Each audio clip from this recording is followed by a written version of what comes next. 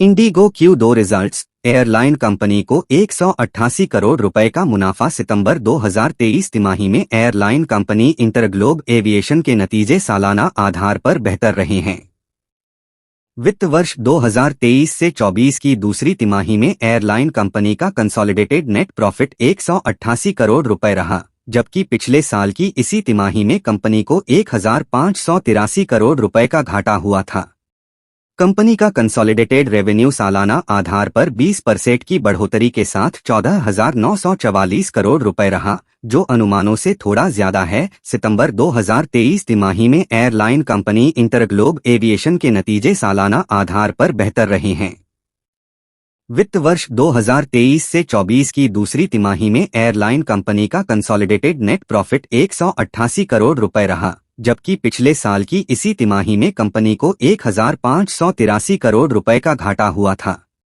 संबंधित अवधि में कंपनी का कंसोलिडेटेड रेवेन्यू सालाना आधार पर 20% की बढ़ोतरी के साथ 14,944 करोड़ रुपए रहा, जो अनुमानों से थोड़ा ज्यादा है। सितंबर तिमाही के दौरान कंपनी का रेवेन्यू 14,613 करोड़ रुपए रहने का अनुमान जताया गया था। बहरहाल पिछली तिमाही के मुकाबले कंपनी का मुनाफा काफी कम रहा है। जून 2023 तिमाही में कंपनी को 3,091 करोड़ का प्रॉफिट हुआ था। तिमाही आधार पर एयरलाइन कंपनी के रेवेन्यू में भी 10% की गिरावट हुई है। दरअसल दूसरी तिमाही आमतौर पर इस सेक्टर के लिए कमजोर तिमाही होती है। सितंबर 2023 तिमाही में एयरलाइन कंपनी का EBITDA बढ़कर 2,446 करोड़ रुपए हो गया, जबकि पिछले साल की इसी तिमाही में यह 229 करोड़ रुपए था। इस दौरान कंपनी का ऑपरेटिंग मार्जिन बढ़कर 16.4% हो गया। संबंधित अवधि में एयरलाइन कंपनी का पैसेंजर लोड फैक्टर बढ़कर 83.3% हो गया। एक साल पहले इसी अवधि में यह आंकड़ा 79.2% था। संबंधित अवधि में एयरलाइन की यील्ड में 12% से भी ज्यादा की गिरावट हुई और यह 4.44 रुपए रही।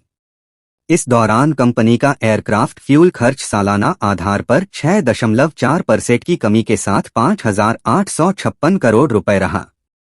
हालांकि कच्चे तेल की कीमतों में बढ़ोतरी की वजह से तिमाही आधार पर इसमें 12% की बढ़ोतरी रही। कंपनी के कुल खर्च में एयरक्राफ्ट फ्यूल खर्च की हिस्सेदारी 38% से भी ज्यादा रही। इस बीच विमान और इंजन का किराया सालाना आधार पर 4 गुना बढ़कर 196 करोड़ रुपए हो गया, जबकि एयरपोर्ट फीस 15% बढ़कर 981 करोड़ रुपए रही। सितंबर के आखिर में कंपनी के पास कुल कैश 30,666 करोड़ रुपए था, जबकि एक साल पहले यह 19,661 करोड़ रुपए था। इसके अलावा कंपनी के खातों में कुल कर्ज 49,392 करोड़ रुपए था, जबकि एक साल पहले यह आंकड़ा 40,945 करोड़ रुपए था। नेशनल स्टॉक एक्सचेंज में इंटरग्लोबल एविएशन के शेयर 0.7% की बढ़त के साथ 2,509.20 रुपए पर बंद हुए।